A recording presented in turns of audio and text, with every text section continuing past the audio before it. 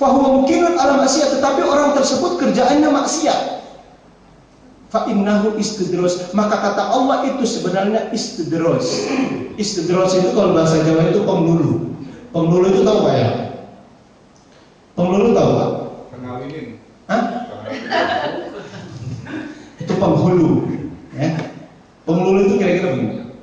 Bapak punya anak kecil dilarang naik ke pohon. Kamu jangan naik ke pohon nanti jatuh. Tapi anaknya bandel nakal tetap naik ke pohon. Terus akhirnya apa? Ibunya bilang ya udah naik aja, naik aja, naik aja terus naik aja. Suruh naik, tetapi ibunya menyimpan. Awas kalau kamu turun. Itu namanya penghulu. Begitu juga orang diberikan hidup di dunia ini, diberikan semua fasilitas, tetapi kerjaannya maksiat. Allah bilang nikmati aja terus kamu tuh. Nih mau mobil mewah nih, mau harta banyak nih saya kasih. Tapi awas ketika kamu mati kamu akan berhadapan dengan saya. Bisa dipahami sampai di sini ya. Mudah-mudahan kita bisa menjadi orang yang ahli subur ya. Kita berdoa Pak, karena ibadah ini Pak harus diminta. Kalau tidak bisa ini Pak. Ya, mulai dari sekarang. Kalau sholatnya belum tertib harus ditertibkan. Jangan anggap remeh Pak. Kadang-kadang saya lihat antara sholat zuhur, subuh, asar, maghrib itu sudah digabung.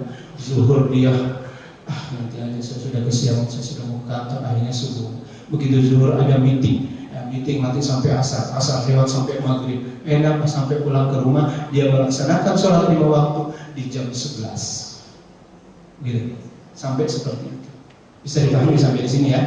Mudah-mudahan kita menjadi orang yang beribadah, mudah-mudahan menjadi orang yang istiqomah ya, selalu berdoa kepada Allah. Makanya ibadah itu Pak, kalau umpama tidak kita doakan itu susah. Allahumma ya muqallibal qulubi tsabbit qalbi ala dinik. Allah tetapkan hati saya di dalam keimanan. Allahumma ya muqallibal tsabbit qalbi ala taatik. Allah tetapkan hati saya dalam ketaatan.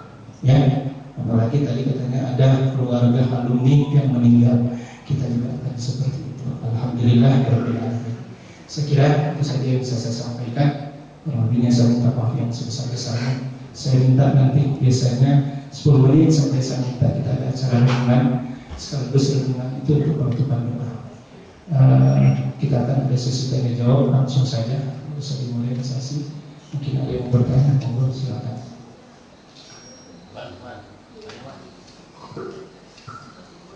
Ibu-ibu.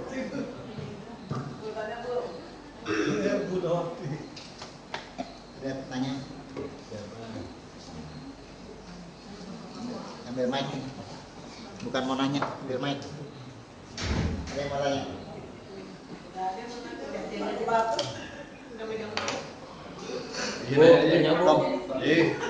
Kalau suami kawin lagi bagaimana?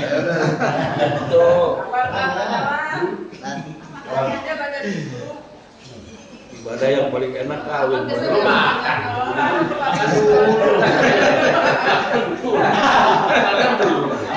Makan dulu Mas katanya Mas.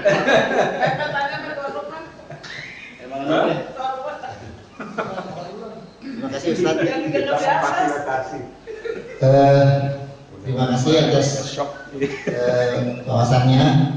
Saya ingin bertanya Ustaz, kalau tadi kalau kita mensyukuri misalnya ini, kalau tadi gimana ya, mau nanya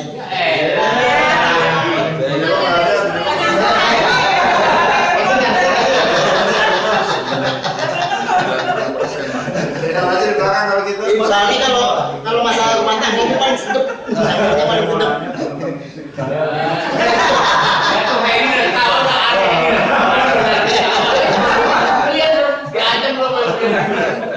Tanya terus dibully nih lah. Dikuat loh, kita dikuat loh.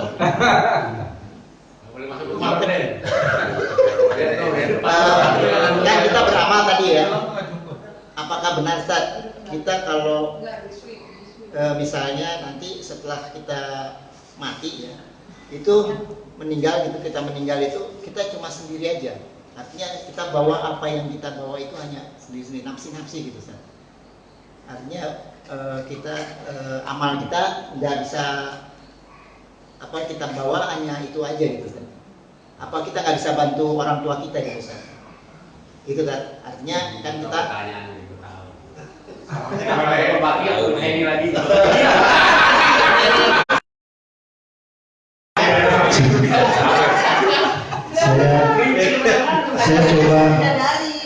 Saya coba perjelas ya.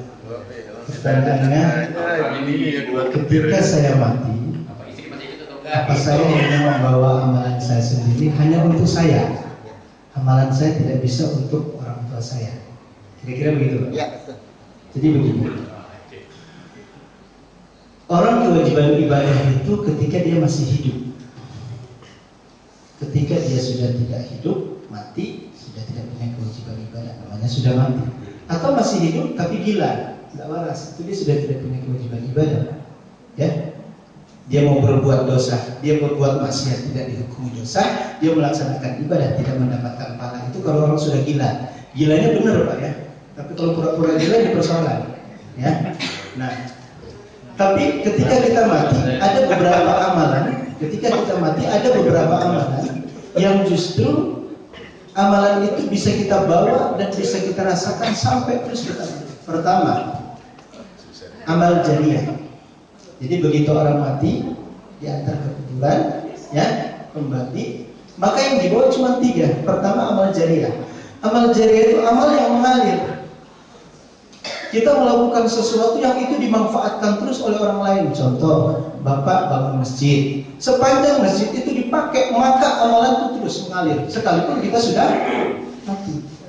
Bapak bangun pesantren, Bapak sedekah sajadah atau karpet untuk di masjid. Selama itu dipakai, maka dapat mengalir. Satu. Kedua, ilmu yang bermanfaat. Ini saya ceramah. Ini memberikan ilmu. Ilmu saya kalau diamalkan terus, sekalipun saya sudah meninggal itu dapat kiriman pahala terus, Pak. Dan yang ketiga, doa anak solih kepada kedua orang tua. Doa anak solih kepada kedua orang tua. Orang tua sudah meninggal, anak yang doakan, itu doanya tembus, Pak. Makanya sebenarnya kalau orang tua meninggal itu yang lebih mustajab doanya anak, bukan doanya ustadz. Ya, ustadz dibayar itu bukan anaknya, karena si ustadz punya orang tua sendiri. Yang lebih mustajab adalah doa si anaknya. Syaratnya anaknya harus solih, harus ahli ibadah. Kalau anaknya ahli maksiat, doa mulu itu nggak tembus, Pak.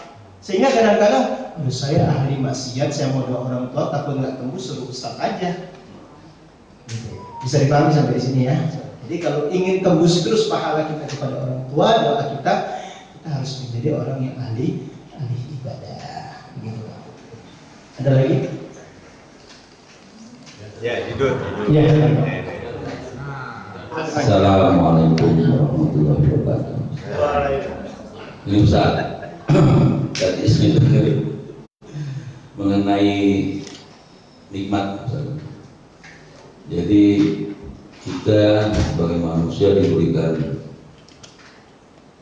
indera atau mata melihat, itu adalah satu nikmat. Pendengaran, satu nikmat. Sekarang yang mana kalau kita melihat, nikmat melihat itu yang bagus kita lihat, yang jelek juga kita lihat. Ini bagaimana kita menyikapinya gitu. Maksudnya kayak Ustaz tadi cerita bahwa ada satu orang di hotel melihat perempuan yang pakai mini gitu kan. Nah itu bagaimana kita menyikapi itu udah lama. Itu kan satu nikmat juga. Ya tadi juga di depan teman juga ya kan, oh kamu tambah manis aja, ya kan gitu. Ya kan, itu kan melihat, ya kan, sehingga itu aja pertama. Dan kedua, anak soleh tadi, maksudnya anak soleh ini apakah anak kandung kita, anak angkat juga bisa, atau gimana ya, anak enggak bisa gitu. Ya itu aja pertanyaan. Terima kasih. Assalamualaikum warahmatullahi wabarakatuh. Jadi Pak, semua yang ada di organ tubuh kita, semua yang ada di dalam diri kita, organ tubuh kita dari ujung rambut sampai ujung kaki itu punya potensi untuk mendatangkan pahala, tetapi punya potensi juga untuk mendatangkan siksa. Ya. Bapak pergi umrah ke Mekah, begitu lihat Ka'bah, Bapak berdoa Allahumma zid hadzal baita qabla. itu pahala. Bapak buka Quran terus baca Quran itu pahala. Ya, Bapak lihat istri cantik, subhanallah, alhamdulillah istri saya cantik. Ya, itu juga pahala. Ya.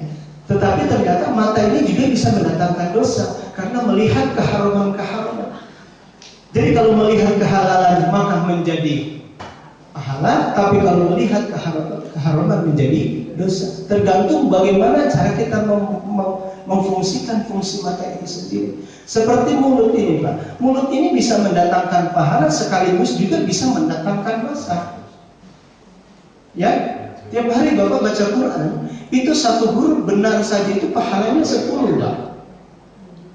Tapi kalau mulut ini tiap hari digunakan untuk puji, untuk gibah, untuk menceritakan kejelekan orang lain kepada orang lain, untuk merumpi, si anu itu anu, si anu. Coba. Kita nggak punya hak gitu. Si bapak itu istrinya, waduh, saya pernah lihat dia istri. Bisa dipahami sampai sini ya? Apapun segala hal yang dalam diri kita itu bisa mendatangkan. Kita langkah kaki menuju masjid jadi pahala, tapi kaki ini ketika digunakan ke diskotik menjadi dosa. Gitu. Satu. Kedua, yang dimaksud doa anak soleh itu anak kandung. Tidak bisa anak angkat, tidak bisa, karena dalilnya itu doa anak kepada kedua orang tua. Berarti orang tua kandung, bukan orang tua angkat. Apalagi anak tetangga. Anak tetangga kan berarti dia punya orang tua juga. Pak? Assalamualaikum Pak Ustaz. Ini mungkin di topik ya.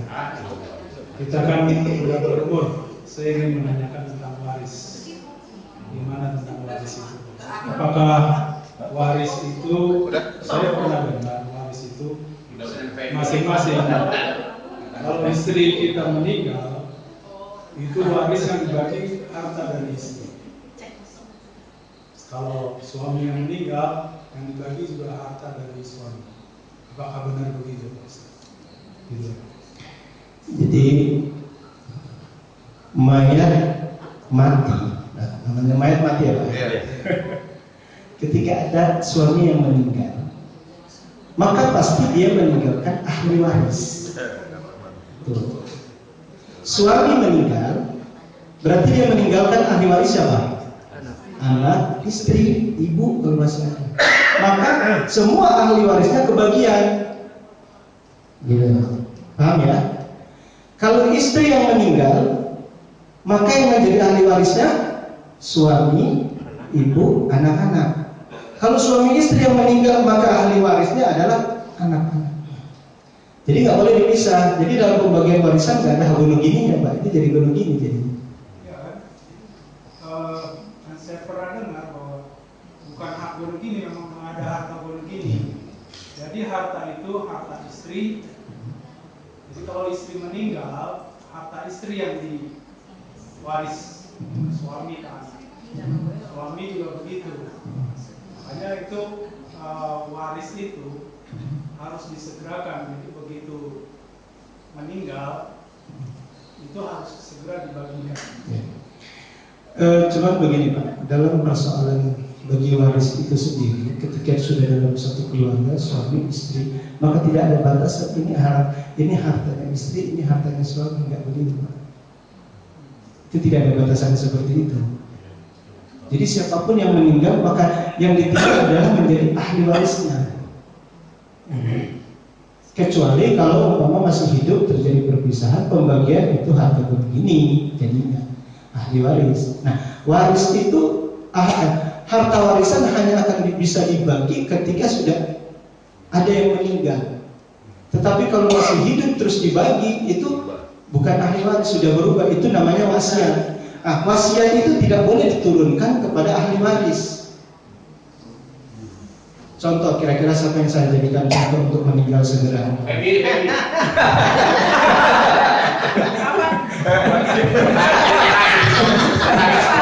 Ini maaf, ini karena pertanyaan jadi saya harus tampung kan. Atau